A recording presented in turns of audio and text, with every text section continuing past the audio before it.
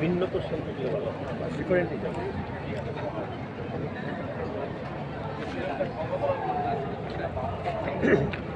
জনাব নাসিরউদ্দিন নাসির, আপনি বাংলাদেশ জাতীয়তাবাদী ছাত্র দলের কেন্দ্রীয় কমিটির সাধারণ সম্পাদকের দায়িত্ব পালন করছেন। ছাত্র জনতার গণ অভ্যুত্থানের পরে স্বৈরশাসক বিদায় নিয়েছে।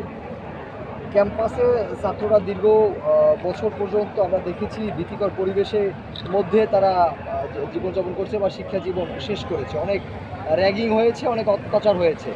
এখন আপনারা বলছেন স্বাভাবিক একটা পরিবেশ দিবেন। যদি আপনারা রাষ্ট্র ক্ষমতায় যান, আপনার দল জাতীয়তাবাদী দল, তখন কি আপনারা এই কথা কি রাখবেন এখন যেটা দিচ্ছেন?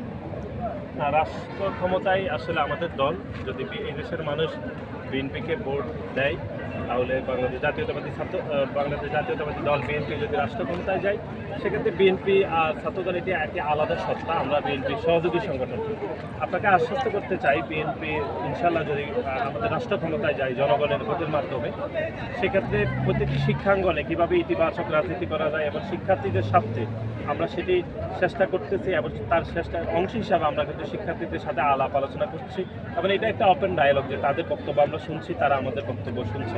আমরা আপনাকে এই বলে আশ্বস্ত করতে চাই, গত এক যুগের বেশি সময় ধরে প্রত্যেকটি হল এবং ক্যাম্পাসে যে দখলদারিত্ব পিটিয়ে মানুষ মেরে ফেলা, যেভাবে বুয়েটে আবরারকে পিটিয়ে মেরে ফেলা হয়েছে, ঢাকা বিশ্ববিদ্যালয়ে প্রমাণ হলে আবু বক্করকে যেভাবে হত্যা করা হয়েছে এবং বিশ্বজিৎকে শিবির সন্দেহে যেভাবে হত্যা করা হয়েছে, এরকম কোনো ঘটনা বাংলাদেশ জাতীয়তাবাদী ছাত্র দলের পক্ষ থেকে হবে না বলে আমি আপনাকে আশ্বস্ত করতে চাই।